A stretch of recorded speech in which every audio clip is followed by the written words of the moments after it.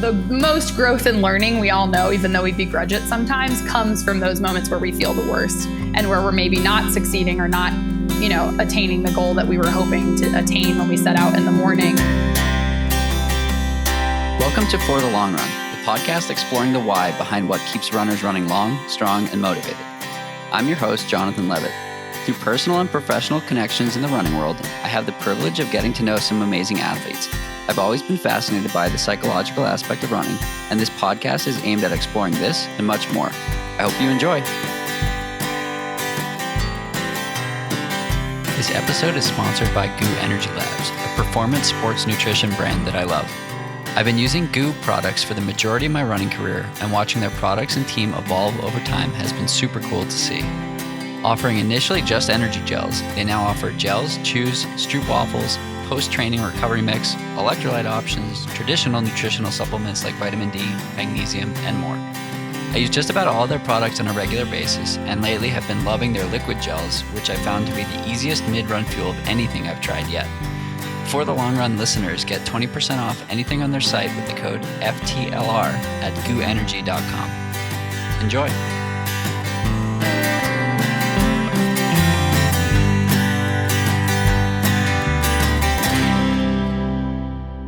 Welcome back. I have Carolyn Highland joining me on the podcast today from St. George, Utah.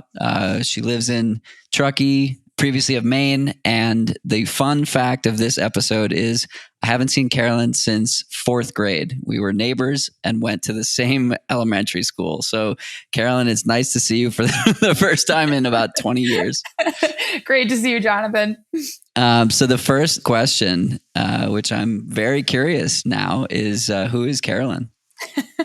So I am a writer and an author and a teacher and an outdoor enthusiast. So I have been teaching fourth grade for the last 6 years, and I'm actually moving into middle school and high school this year and teaching writing and language arts. So I'm pretty excited about that. And I am a freelance writer, writing mostly about the outdoors, and just published my first collection of essays just about a year ago. And I'm super excited to get to share that with folks. Also a trail runner and a backcountry skier, and dabble in a bunch of other things at an amateur level. So very cool. Well, this all came about because we apparently have many mutual friends, and I kept seeing your name pop up on Instagram stories. And I was like, this is interesting. I wonder if that's the Carolyn that I know.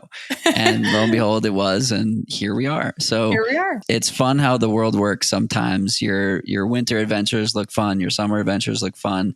And it looks like you're just fully stoked on life, which is cool to see. Definitely. Always trying to have fun all the time. That's pretty much my motivation. So for sure. So how did you get into the outdoors space, the training, the racing, all the things we do? Totally. So I moved to Maine in fourth grade away from Needham, where we grew up, and started skiing on the ski team at school. And so got really into both cross country and downhill skiing that way. And, my family has always hiked and things like that, but I didn't really get into having the outdoors be a focus in my life until I spent a semester with the National Outdoor Leadership School, or NOLS, as my last semester of college. So I spent 3 months in New Zealand backpacking, mountaineering, and sea kayaking, and realized on that trip that I wanted to have that be a focus, not only professionally, but personally. And so sort of pursued living in the mountains, doing outdoor education, and then writing about the outdoors after that experience, which was when I was like 22. So as far as like the running side specifically, I ran cross country in high school and rode half marathons in college in Chicago. Not my favorite place to run, very humid and very flat. So kind of the opposite of what I'm doing now, but moved to Colorado for grad school, lived in Golden for 4 years, and really got into trail running and ultra running when I was living there. Obviously, as you know, there's a ton of amazing opportunities for that all over the state. So super psyched about it. Very cool. Do you remember your first run? I do. Actually, so this will be funny for you because you lived there, but I remember a track meet at Needham High School when I was, I think maybe in second grade, and I did the 200. And I remember my mom, after I ran this, was like, I have a feeling you're going to be a distance runner. She's like, you seemed like you were just getting started coming around the curve of the track. And she was like, I just see this for you in your future. And I'm like, I'm 8 years old. So I'm kind of like, okay, mom, like, sounds good. And obviously now that has definitely come to fruition. So I just remember loving the feeling of just like the rhythm of it. And it's funny because I'm not a track runner now at all, but I think my body knew even then that it was something that felt good and felt right. So second grade, running a 200, today running ultras. What did that journey look like in between? Yeah, I've always been somebody who's interested in challenge and challenging myself, and can definitely get sucked into the cycle of once you've done a certain level, then you have to do the next level and the next level. I, did half marathons in college, and that felt like a huge push at that point to run that far. And then signed up for my first 50K without ever having run a marathon. So ran my first marathon in my first 50K, which was kind of a fun way to do that. And signed up for it in Breckenridge Brewery in Denver. And it was like, this seems like a great idea. And then there we were, committed to doing it. So ran it with a couple friends in the Grand Canyon. And I was hooked. I mean, it was terrible. Like, I had a terrible first 50K experience. And for some reason, after that, I was still interested in continuing to do it. I think for ultra runners, I think part of what the motivation is doing something that you thought maybe you couldn't do. So my first 50K ended up being rerouted because of weather, and it was like snowing at the beginning, and it's in the Grand Canyon in May. It's supposed to be hot.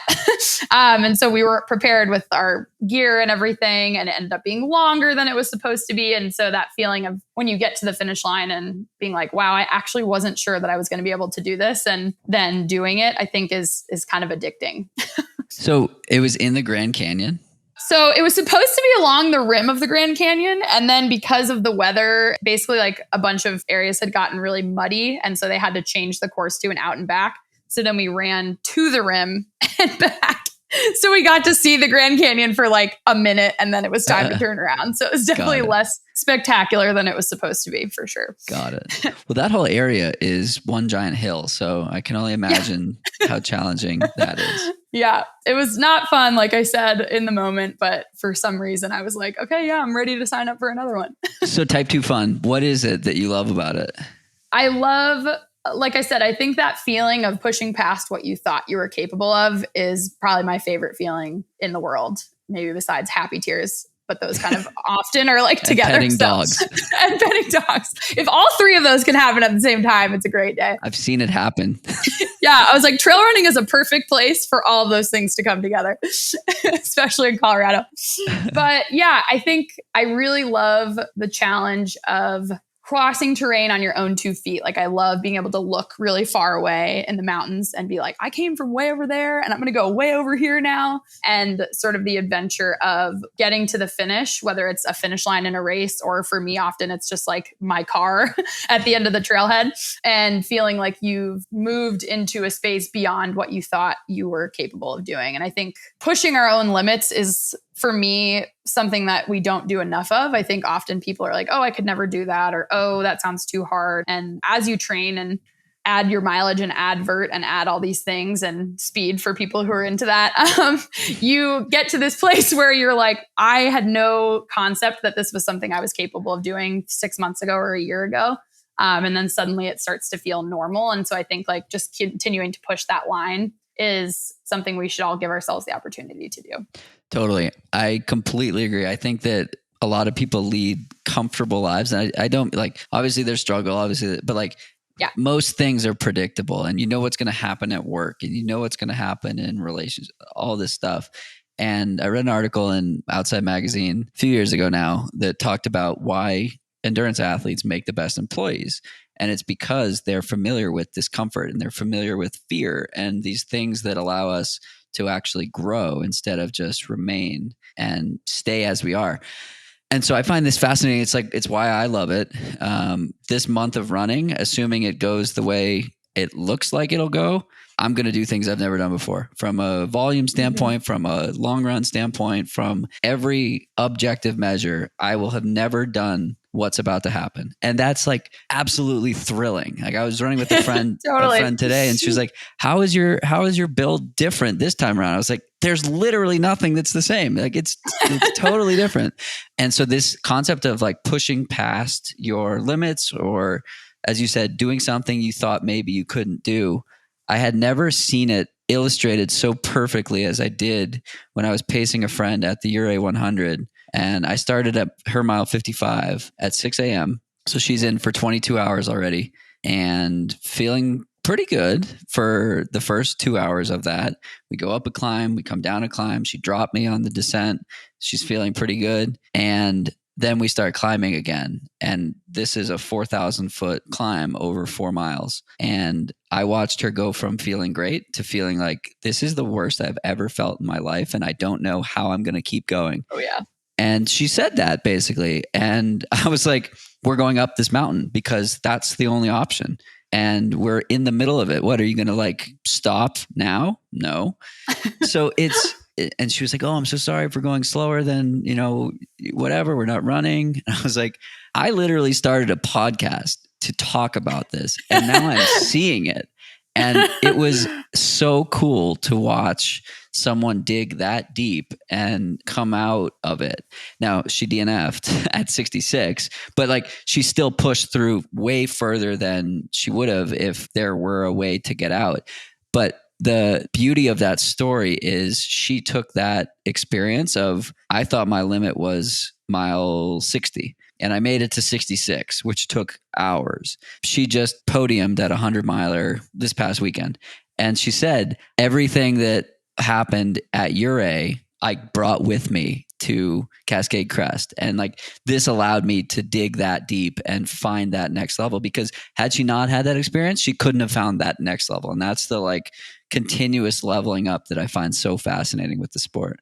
Absolutely. And as a writer, I'm a huge metaphor person. So the reason I write about the outdoors is because it's just ripe with metaphors for everything else in our lives, right? It's like, it's almost too easy.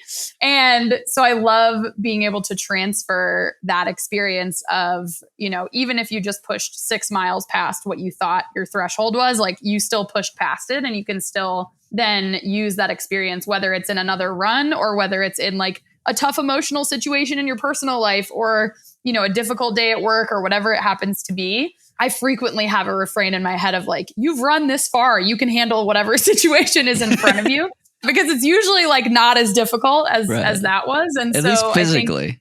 At least physically. Yeah, certainly not physically. And so I think sort of the most growth and learning we all know, even though we begrudge it sometimes, comes from those moments where we feel the worst and where we're maybe not succeeding or not attaining the goal that we were hoping to attain when we set out in the morning. And I decided this season to do just like a long run in the mountains instead of a race as my big objective, and had a bunch of like really terrible training runs leading up to it, where the whole time I was like, how the hell am I going to run this 40-mile loop with way more gain than what I'm doing right now if I feel this bad? And I think that what it allowed me to do in the end was like, I felt that bad and I kept going and I finished that training run. And so I can do this bigger loop and, hopefully dial in a couple like logistical things in terms of nutrition and hydration and all those, the nuts and bolts that are obviously really important to make sure that I have a better day. But had I not, felt as bad as I did on those runs, I wouldn't have been as prepared to deal with the tough moments ahead of it. So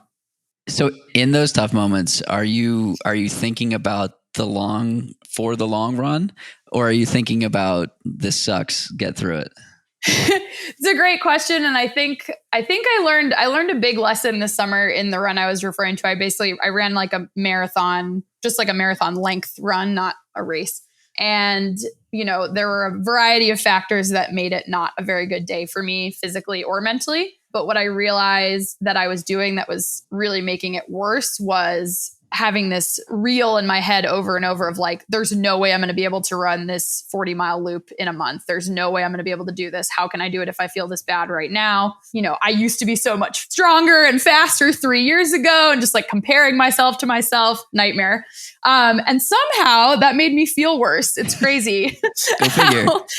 How if you beat yourself up for 6 hours, you don't feel very good physically or mentally. So I think I was really focused on the past and the future in that run. And I wasn't paying attention to just actually what I was doing in the moment. And so I had a 50K length training run the week after that. And I was like, I can always run a mile. No matter where I am, no matter how far I've gone or how far I have left to go, I can always run a mile. So I just chunked it up really, really aggressively throughout the whole day, both physically, mentally, logistically. I was like, okay, there's a creek crossing in a mile. All I have to do is get there. That's all I'm thinking about. I'm not thinking about the rest of the day or like, I'm going to eat a snack in 20 minutes. That's all I'm thinking about.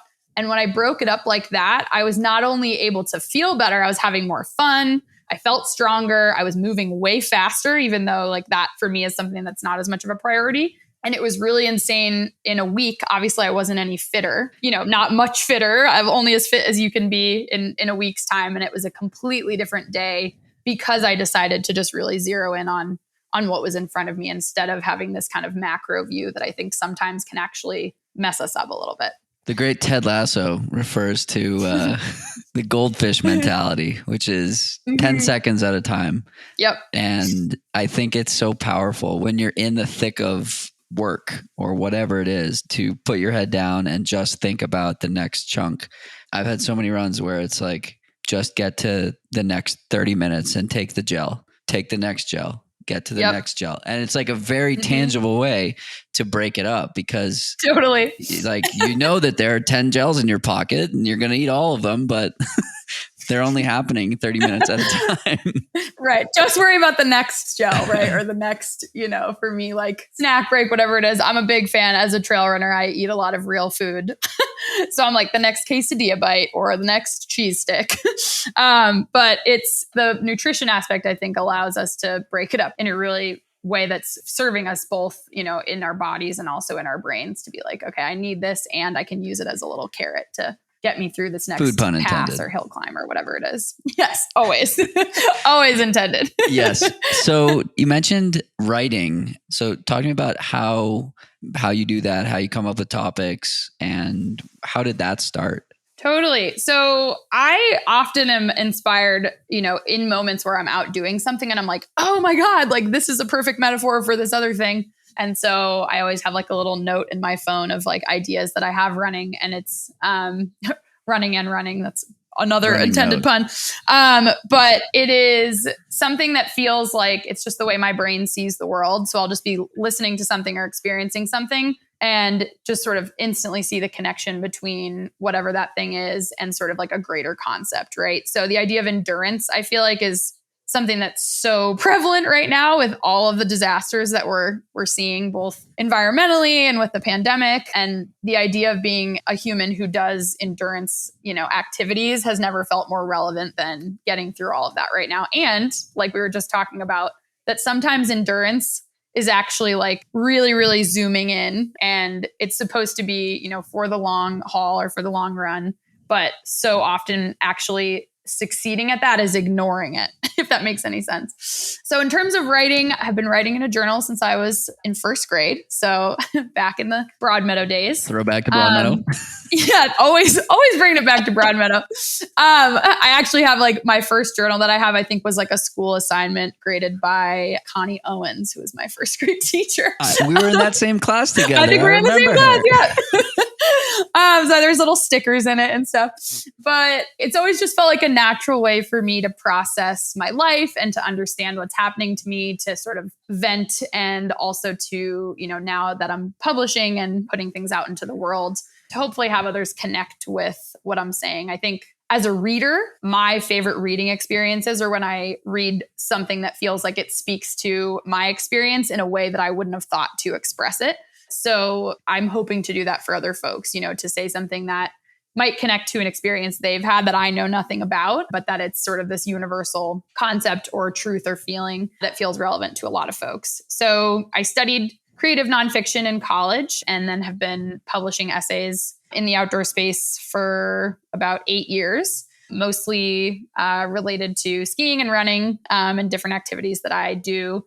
And, I think largely sort of my niche is looking at the symbolism in what we do outside all the time and how we can learn from that in other areas of our life. That's so cool. I did an interview a few weeks ago, and the interviewer asked, do any of the lessons you've learned in running apply to life? I said, all of them. All of them?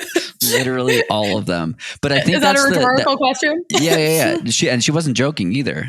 She's not a runner, so she thought it was a good question. I was like, this is a good question, but literally all of them. Mm-hmm. The way I see it is best described by a former podcast guest, KK Fisher, who you may know. Mm-hmm. She's been out in Tahoe and the Bay Area, but she likes to run 200s and 250s and things like that. And so the way she described it is running is a sandbox to make mistakes and try things and do experiments. Mm-hmm. And she has a couple of kids, and she's like, look, I can try and fail in running, and I probably won't, like, it's not the end of the world if I fail.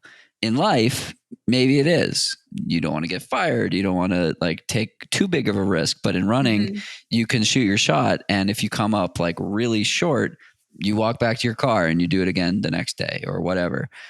So I think that as you were talking about, the symbolism or the analogy is the ability to try and see that you can do hard things and then apply that in other places in life. Like we talked a little bit about mental health. Like I've been able to take bigger risks in life because of running and knowing that like it's okay to fail and it's okay to try and come up short.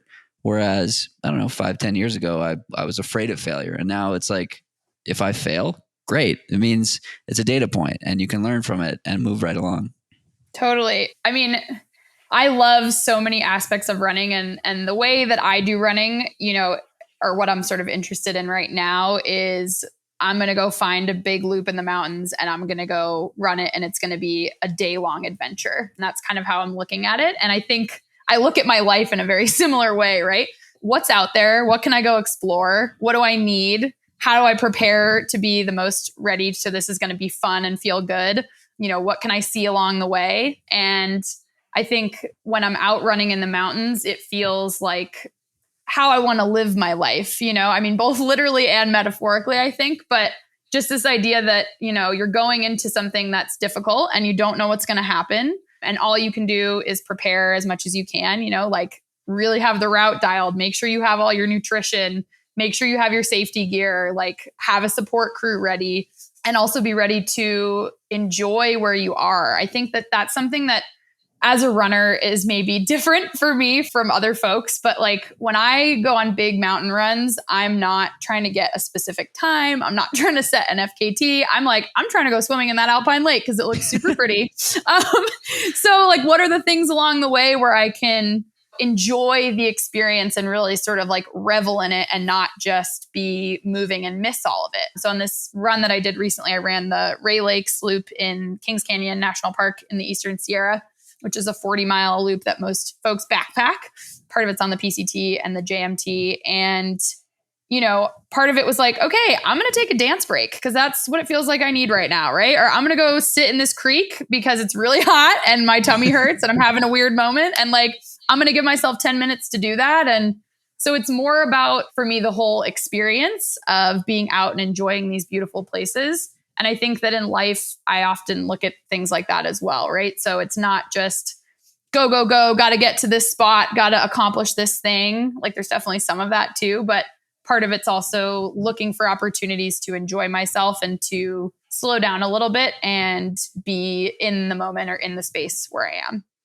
I love that. My coach, David Roche, when we first started working together for my Sunday runs, which were the day after my long runs, like a medium long run, he would explicitly write, get to a summit, take a photo and like appreciate it or something like that. And I think the gratitude and power of now and being present is so fantastic. Like there's so much value in like what you're doing in that moment and having fun in that moment. And the number of people I've had on this podcast who are professional runners who talk about like fun being the most important metric or indicator of success. It's like dozens of them at this point. professional athletes who are paid to run fast. Aisha Pratt-Lear said on the pod, she's a mid-distance runner. She said, I wouldn't be doing this if I weren't having fun all the time. And I've shared this a number of times, but we had to reschedule our first podcast because she was at brunch having mimosas because Corey McGee ran an 800 meter PR in practice and they were celebrating this. And she was so apologetic. I was like, that's fucking awesome. Like, please don't apologize. This is incredible. And cheers. So it's stuff like that like, I think it's so much easier in trail running versus road running to like find these moments. But even if you are a road runner, I think that there's so much potential to find those moments, and maybe don't do it during your speed work, but on an easy run. Like I was running with friends on Sunday and there was a very cute dog and there were 4 of us and we all stopped and pet the dog. And it was fantastic. And it's like, if you don't make it serious, you'll enjoy it more and probably even progress more. And so that's the kicker, that like when you ease off of the gas pedal and don't take things as seriously, like you actually achieve better results. Yeah, I think granted, like I'm not a professional, not trying to be a professional. And it's cool to hear that folks who are super fast and impressive are also looking to have fun. But I think you can kind of choose to have fun in a lot of ways or not. I think no matter what you're doing, like you said, you could even be road running and like there are ways to make that fun, right? I think for me personally, it seems like trail running just has so many built-in opportunities for that, being in beautiful places and getting to experience some of these like remote areas and being able to cover a lot of ground in a day versus it taking multiple days. But it is like very much an attitude, right? Like I was saying earlier, I've had runs in beautiful places where I was in a terrible mood and I had a bad time and maybe I wasn't as keyed into like how beautiful the scenery was or what a cool experience I was having. And so I think there are ways for us to dial into that no matter where we are or what we're doing. And I think we're all having to do that right now, right? And in it still being a pandemic. And for me living in California, right, there being a lot of fires and smoke and making it really challenging to run outside. And now all the national forests are closed. So it's definitely a tough moment, I think, to be someone who enjoys the outdoors and a runner in particular. But there are little ways where we can find fun if we choose to sort of have that attitude going into it. So how do you do that? That's a great question. So I think the dialing in and slowing down piece for me feels huge. Like, what ways can I break this into pieces and enjoy the piece that I'm in? So thinking about the Ray Lakes loop that I did, the way that it's set up is you climb in the first 17 miles, you do the bulk of the climbing. So it's like 7,000 feet kind of just all at once. Yeah, super fun. And then you kind of slowly descend for 20 whatever miles after that. And that sounds so awesome. It's so fun. I highly recommend it to anyone who hasn't been out there. It's like absolutely stunning. And the descent is less steep. So it's like a very runnable. You also still like sneakily gain 1,000 more feet on the way out, but it's like in pieces. So you can't really tell. But in those moments, it was like, okay, what can I enjoy about this piece that I'm in right now? Like, what's the cool part? So as I'm climbing up in the morning, I'm like, it's not hot yet. That's awesome. I'm in the shade. That's super great. Like my legs are still fresh, So focusing on what is unique about right now that's enjoyable and special. Cause I think I'm definitely guilty of this in life and in running, but it's so easy to be like, I just want to be at this point farther down the road. I just want to be at the top of the pass. I just want to be, at mile 27. Like it's super easy for us to get really focused on where we're not at yet. And I think we miss the best parts of what's happening to us in the moment by doing that. So it's like, sure, when you're at the top of the pass, you'll be done with the climbing, but it's going to be noon. It's going to be hot. You're going to be way more tired. Like you still have all this, descent ahead of you that's going to be tough on your joints. And so trying to assign your happiness to a future point, I think is really something that I'm still working on not doing, but something that we do frequently. And so what do you have right now that's going to go away? I think to me, that's the absolute point of being able to enjoy where you're at is, maybe I'm only 6 miles in and that feels intimidating, but right now I have this cool temperature. I have this shade. I just saw this sweet waterfall, and those things are all going to go away when I'm further down the road. Doing that in certain situations is easier than others, right? Like I think in a moment where my whole state is on fire and we're still in a pandemic is like, it's definitely trickier to find those pieces. But once you sort of practice that skill, it becomes easier and easier, even if the circumstances are more difficult. I think that's such a smart way to look at it, right? It's like you can focus on the next mile you're in, or you can focus on the good things that are happening in the mile you're in and appreciate that. I think gratitude is a powerful motivator, both short term and long term. So it sounds like you practice it in some way. Do you explicitly practice it outside of running too?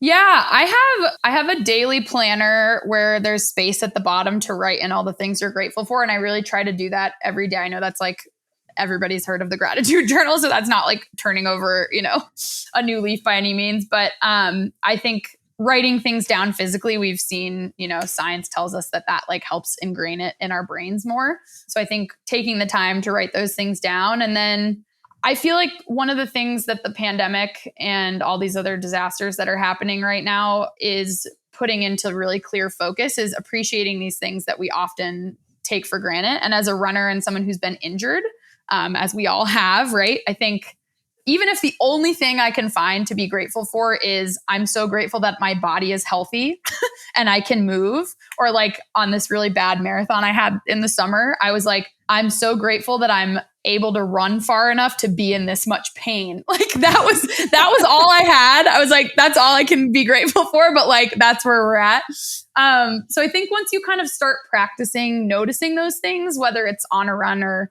anywhere else, it's a little easier for them to come up. And, right now it's like, I'm so grateful I can, spend time with friends, because that was something we couldn't do for a while. And when we do have a clear day, just feeling like taking a giant deep breath, like I'm grateful for that, which is, about as basic as it gets. Yeah. So I think once you get in the habit of it, just like anything else, it's like training, right? You're training your brain to sort of notice it and sit in it and pay attention to it. And the more you train, the easier it's going to feel. In so many different arenas. Mm-hmm. Thanks again to GU Energy Labs for sponsoring this episode. Initially known as the Energy Gel Company, GU now offers several different product lines designed to meet the needs of today's athlete. It's not just the mid-run refueling option that I love, but their post-run recovery protein that mixes so well with coffee, or even the before-bed magnesium and vitamin D supplement too. No other magnesium supplement has worked as well as theirs has for me. This season of running is a great time to try something new, so why not try GU? For the Long Run listeners, get 20% off anything on their site with the code FTLR at guenergy.com. And now back to our conversation. One of the things we've talked a lot about, or a bit about, is the intersection of running and mental health. Yes. I know it's something that's important to you. It's important to me. I talk about it all the time. Talk to me about your journey and your experience there. Yes, I would love to. So I, when I was younger, between the ages of about 13 and 19, had an eating disorder. And it was something that felt really connected to running to me in a way, because running was what I used at that time to justify eating. So it was like, okay, if I go for a run, that means I can eat something. Or if I go for a run, I can go to bed without feeling terrible about the day in general. And so it definitely started, my relationship with running started in a sort of unhealthy place, as more of a punishment rather than a reward. And I was fortunate enough in college to sort of have a moment where I realized I didn't want to spend the rest of my life counting calories and hating myself. So was fortunate enough to have the opportunity to start working with an incredible therapist who I still see. So this is like 12 years now of us having that relationship. And it was, one of the hardest things I've ever done to sort of get to the bottom of why those things were coming up for me and why I was using food and exercise as a way to deal with other things. But I just feel, here we go with the metaphors. It's just going to keep happening. But to me, it feels like, it feels like the absolute perfect metaphor for an endurance run, right? It's like, it was this really long, hard journey. And the hardest parts of it were where I learned the most. And the parts that I didn't want to deal with and I wished weren't happening, when I look back now, I'm like, that's what actually propelled me forward the most, more than anything else. So I think, with mental health, I I mean, my therapist saved my life. Like I say that to everybody, and she's like one of my favorite humans on the planet, and is somebody who has helped me have the quality of life that I have now and be able to run where it feels like something that's fun and not something that's a punishment or a justification. And it doesn't mean it ever goes away. I think something that we have to deal with, those of us who have mental health struggles, and I really think that's everybody, but those of us who are aware of our mental health struggles and working on them, is that it doesn't ever go away completely, right? Like I didn't just wake up one day and be like, cool, now I'll never think about my body in a negative way ever again, or I'll never have a run that feels like a punishment ever again. But what it does give us is a toolbox to handle those things and a way to recognize it faster and be like, oh, like I literally just did this yesterday. I was like, I'm feeling like I don't want to eat today, and I don't know why that is. And I was like, oh, it's because there's 90 million things happening out of my control in the world right now. And that feels really stressful. And the way that I have been like practiced to deal with that is by controlling what I'm eating, because that makes me feel like I have control over something. So being able to get to that place faster of identifying like, why am I reacting this way, is a gift that working with my therapist gave me, and that has equipped me going forward to be able to handle whatever comes up. And I'm super grateful for it. And I know that it's a huge privilege and not something that everybody has access to. And that's something that I think is absolutely ridiculous. And I hope that I live to see a world where mental health is more accessible for all folks, because I think everybody could use a therapist. Completely agree. Completely agree. First, thank you for sharing that. The connection of control is fascinating. I've had some conversations with friends who shared similar things, and I find it fascinating that there's often a commonality or consistency around the why. And once you become aware of it, you can even control that. Yeah. So I saw a therapist starting in third grade, actually. Love it. And then I saw him until like high school. And then I started again in 2018, and fantastic. Highly recommend. Anyone who's listened to this podcast has heard me rant and rave about the benefits of therapy. So yes, but more importantly, the accessibility is terrible. And I wish that more people had access. There's a group called Bigger Than the Trail, which seeks to bring mental health services to runners who might not be able to afford it. So they're a great resource. If somebody's listening and who probably is a runner, and says, well, this sounds nice, but I can't afford it, check them out. Maybe they can help you out. That's awesome. One thing that I love asking about in a scenario like this is, what would Carolyn of 2021 say to 13-year-old Carolyn? Oh, I love that question. I mean, so many things, right? Read my essays. I've always really, right. Well, actually, I was about to bring up an essay in which I discussed this, so you somehow knew.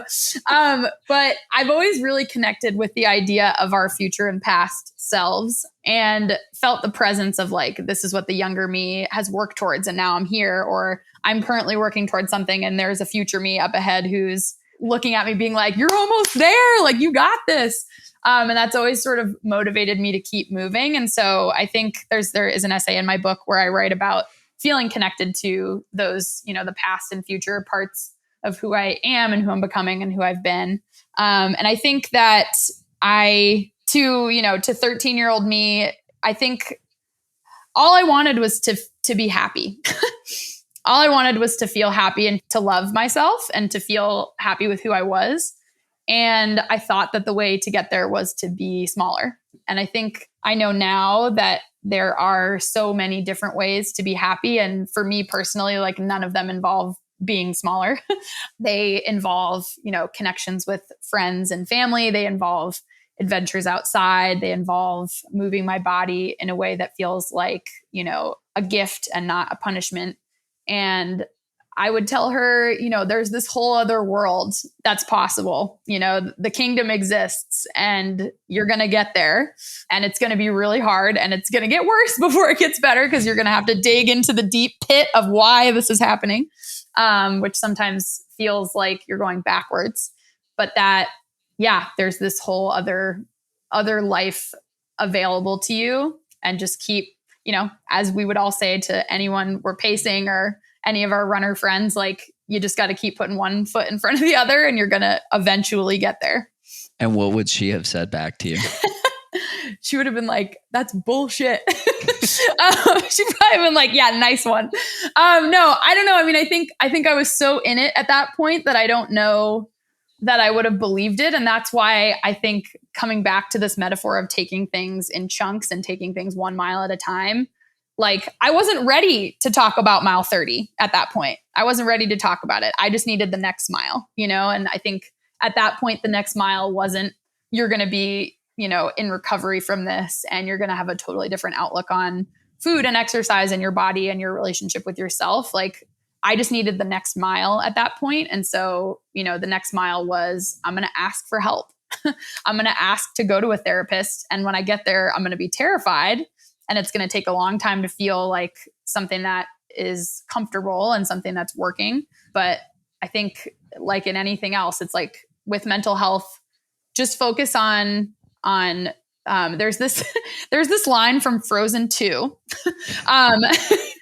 Which, yeah, no, not that one. Another good piece of advice. But my roommates and I watched this like in lockdown in March of 2020. And Olaf the snowman is like, we just got to focus on the next right thing. And we put that on we had like a blackboard in our kitchen and we just wrote that in huge letters on it. Because that was obviously a time for all of us where it was like, where is this going? What do we do? And it was like, we can't think about all that right now or we'll lose it. And so in long runs, with mental health struggles, with literally anything, I think it's just like, what's the next right thing that I can do? What's the next step I can take? And I just have to focus on that. Otherwise it feels too overwhelming and then you don't move at all. You're kind of like frozen. I see what you did there. So this is perfect. I feel exactly the same way with everything. I'm looking at a photo I can show you actually, but I can't show the listeners. That's the Grand Canyon. Yeah. And the reason that I bring that up is this concept was never more present than climbing from Phantom Ranch. The first time I did rim to rim to rim. The only time I'm doing rim to rim to rim. When, with 10K to go, you still have 6,000 feet of climbing. And I had been moving for 10 plus hours. And that was the longest I'd ever been moving and the worst I'd ever felt physically and potentially mentally as well. And I have a video of myself talking to my phone. And I was talking to my phone because I needed a distraction. And I'm so glad I did because I wanted to remember that moment. I wanted to remember that shit that I was in there.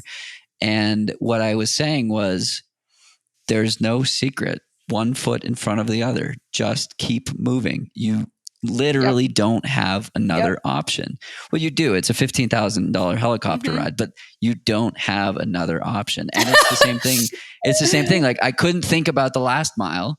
I couldn't even think about the next mile. I had to think about the next 5 minutes or the next 5 steps. And so when something, as you're saying, is like that esoteric or like that big and intimidating, it's not about zooming out. It's about zooming in and just like put the horse blinders on and focus what's right in front of your nose. And I think talk about metaphors, like you can't get better than that.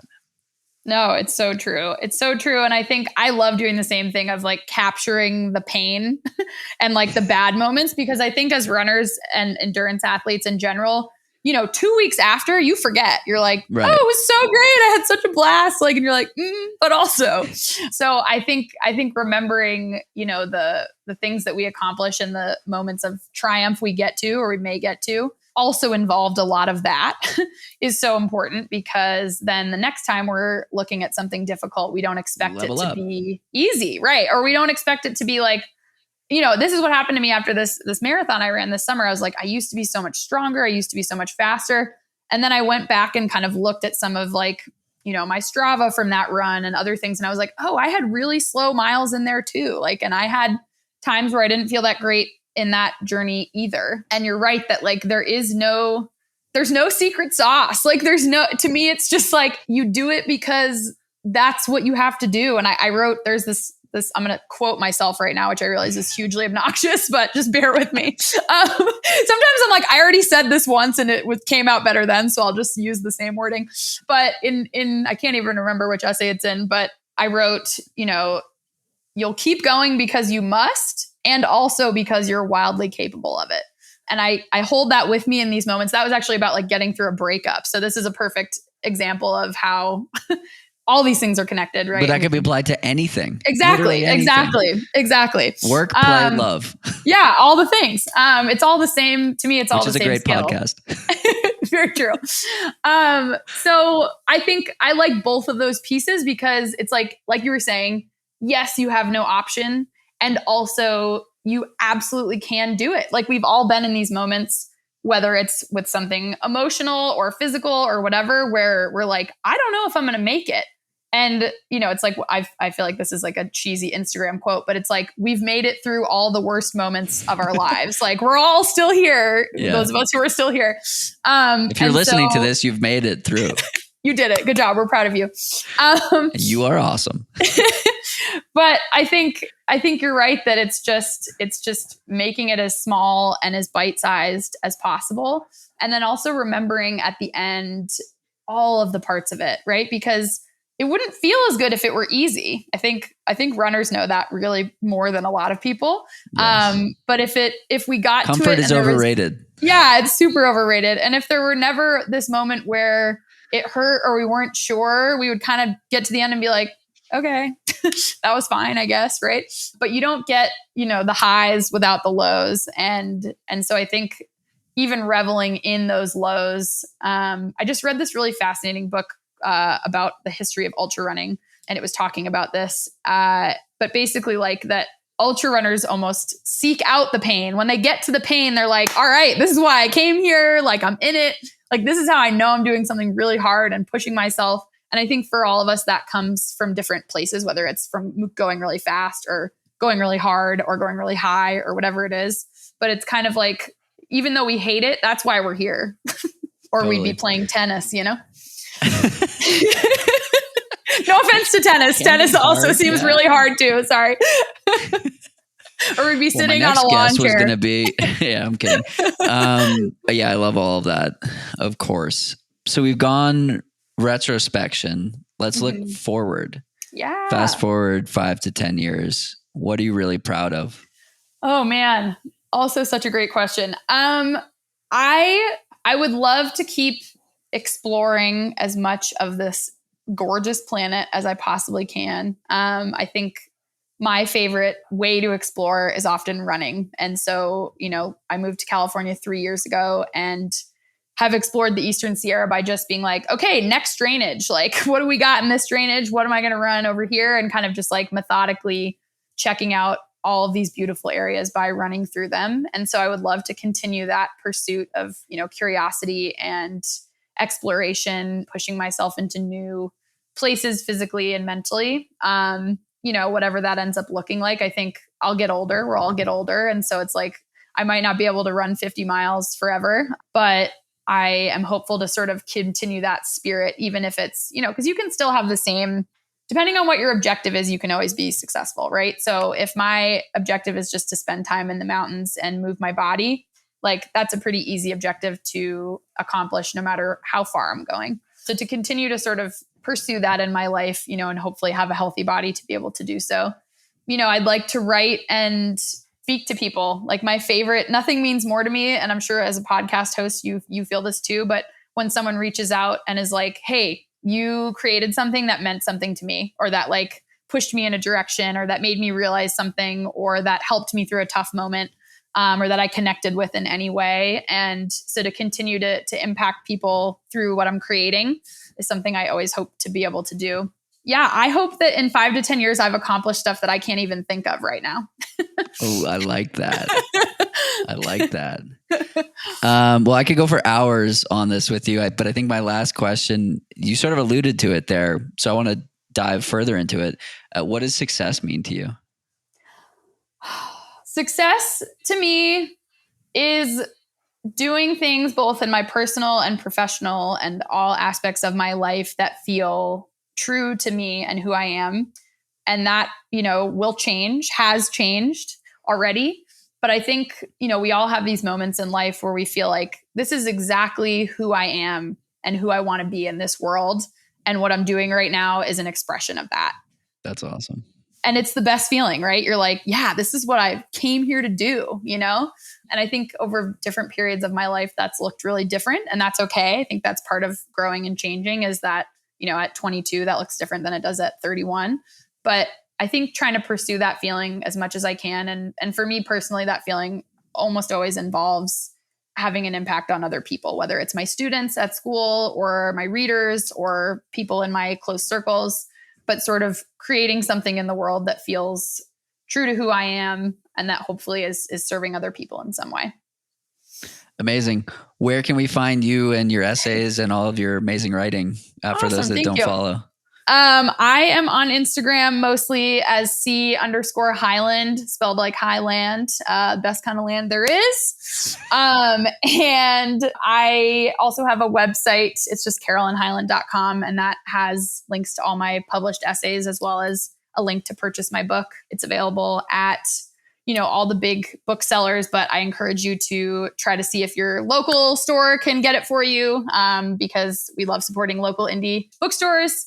And yeah, those are the places I mostly hang out. So cool. Carolyn, thanks so much for taking some time to chat, and hopefully it won't be another 20 years before the next time. Absolutely. Anytime you're in Tahoe, come for a run, as long as the air's clear. Yes, please. See you out there, and same in Colorado. Awesome. Thanks, cool. Jonathan. Of course. That's it for today's episode. Like many long runs, it's sad when it has to end. I hope you join in next time on For the Long Run, and in the meantime, happy trails. If you enjoyed this episode, it would mean a lot to me if you shared it so that others can find it and enjoy it too.